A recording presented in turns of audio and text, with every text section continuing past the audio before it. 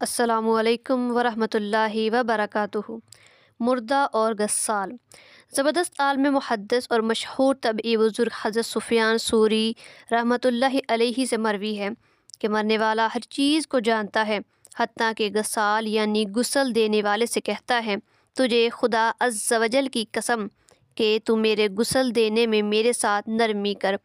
اور جب وہ اپنے جنازے کی چارپائی پر ہوتا ہے، اس سے کہا جاتا ہے، اپنے بارے میں لوگوں کی باتیں سن۔ مردہ کیا کہتا ہے؟ امیر المؤمنین حضرت سیدنا عمر فاروق اعظم رضی اللہ تعالیٰ عنہ روایت کرتے ہیں، نبی کریم رؤوف الرحیم صلی اللہ تعالیٰ علیہ وآلہ وسلم کا فرمان عبرت نشان ہے، مردہ جب تخت پر رکھا جاتا ہے اور اسے لے کر ابھی 3 قدم ہی چلے ہوتے ہیں کہ وہ بولتا ہے، اور اس کے کلام کو انسانوں اور جنوں کے علاوہ اللہ عز و جل جسے چاہتا ہے سنواتا ہے۔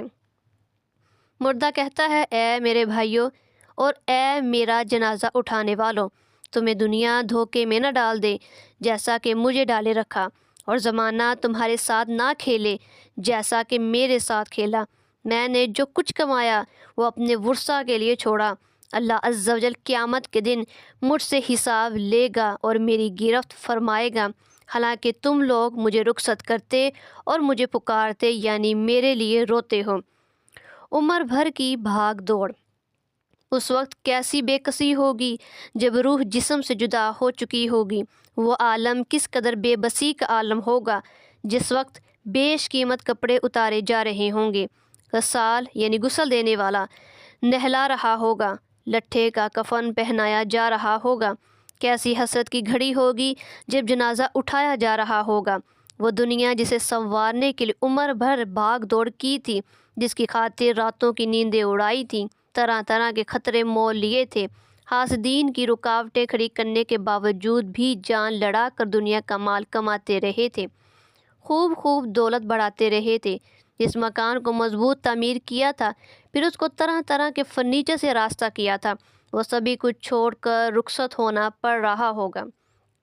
قیمتی لباس کھونٹی پر ٹنگا رہ جائے گا، کار ہوئی تو گیرج میں کھڑی رہ جائے گی، کھیل کود کے آلات، عیش و طرب کے اسباب اور ہر طرح کا مال سامان دھرا کا دھرا رہ جائے گا۔ اس وقت مردے کی بے بسی انتہا کو پہنچے گی جب اس کو روشنیوں سے جگمگاتی عارضی خوشیوں سے مسکراتی دنیا ناپائیدار کے فانی گھر سے نکال کر اندھیری قبر میں منتقل کرنے کے لیے اس کے ناز اٹھانے والے اس کو کندھوں پر لاد کر سوئے قبرستان چل پڑیں گے۔ قبر کی دل دہلا دینے والی کہانی۔ حضرت سیدنا عمر بن عبدالعزیز رضی اللہ تعالیٰ عنہ ایک جنازے کے ساتھ قبرستان تشریف لے گئے۔ وہاں ایک قبر کے پاس بیٹھ کر غور و فکر میں ڈوب گئے۔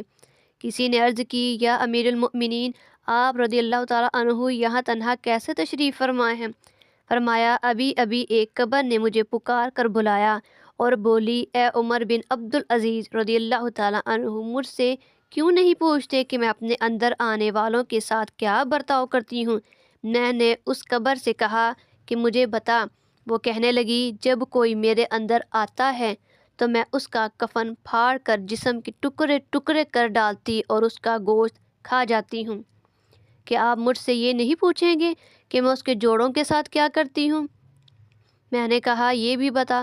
تو کہنے لگی، ہتھیلیوں کو کلائیوں سے، گھٹنوں کو پنڈلیوں سے اور پنڈلیوں کو قدموں سے جدا کر دیتی ہوں۔ اتنا کہنے کے بعد حضرت سیدنا عمر بن عبدالعزیز رضی اللہ تعالیٰ عنہ ہچکیاں لے کر رونے لگے۔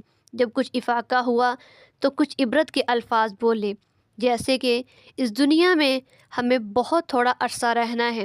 جو اس دنیا میں صاحب اقتدار ہے وہ آخرت میں انتہائی ذلیل و خوار ہوگا۔ جو اس جہاں میں مالدار ہے وہ آخرت میں فقیر ہوگا۔ جوان بوڑھا ہو جائے گا اور جو زندہ ہے وہ مر جائے گا۔ دنیا کا تمہاری طرف آنا تمہیں دھوکے میں نہ ڈال دے، کیونکہ جو تم جانتے ہو کہ بہت جلد رخصت ہو جاتی ہے۔ کہاں گئے تلاوت قرآن کرنے والے؟ کہاں گئے بیت اللہ کا حج کرنے والے؟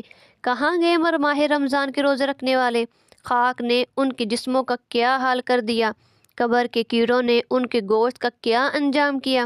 ان کی ہڈیوں اور جوڑوں کے ساتھ کیا برتاؤ ہوا؟ اللہ عز و جل کی قسم، جو بے عمل دنیا میں آرام دہ نرم نرم بستر پر ہوتے تھے، لیکن اب اپنے گھر والوں اور وطن کو چھوڑ کر راحت کے بعد تنگی میں ہیں۔ ان کی اولاد گلیوں میں در بدر ہے، کیونکہ ان کی بیویوں نے دوسرے نکاح کر کے پھر سے گھر بسا لیے۔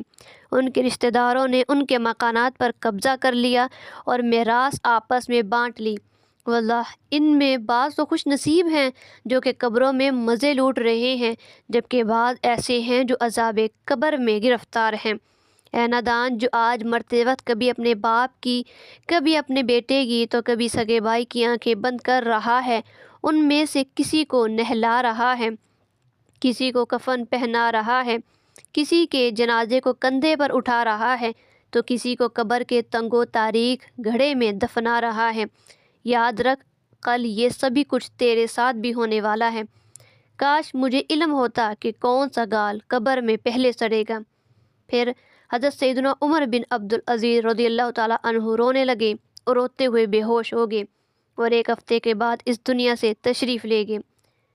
حضرت سیدنا امام محمد بن محمد غزالی رحمۃ اللہ علیہ احیاء العلوم میں فرماتے ہیں، بوقت وفات حضرت سیدنا عمر بن عبدالعزیز رضی اللہ تعالیٰ عنہ کی زبان پر یہ آیتہ کریمہ جاری تھی، جو کہ قرآن پاک کی خوبصورت سورۃ قصص میں موجود ہے۔ تِلْکَ الدَّارُ الْآخِرَةُ نَجْعَلُهَا لِلَّذِينَ لَا يُرِيدُونَ عُلُوًّا فِي الْأَرْضِ وَلَا فَسَادًا وَالْعَاقِبَةُ لِلْمُتَّقِينَ۔ ترجمہ کنز ایمان، یہ آخرت کا گھر ہم ان کے لیے کرتے ہیں جو زمین میں تکبر نہیں چاہتے اور نہ فساد، اور عاقبت پرہیزگاروں ہی کی ہے۔ شاہی موت۔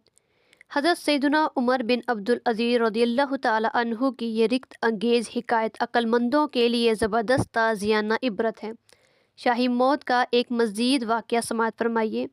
چنانچہ حجت الاسلام حضرت سیدنا امام محمد بن محمد غزالی علیہ رحمۃ اللہ احیاء العلوم میں فرماتے ہیں، عین جانکی کے عالم میں کسی نے خلیفہ عبد الملک بن مروان سے پوچھا، اس وقت آپ خود کو کیسا پا رہے ہیں؟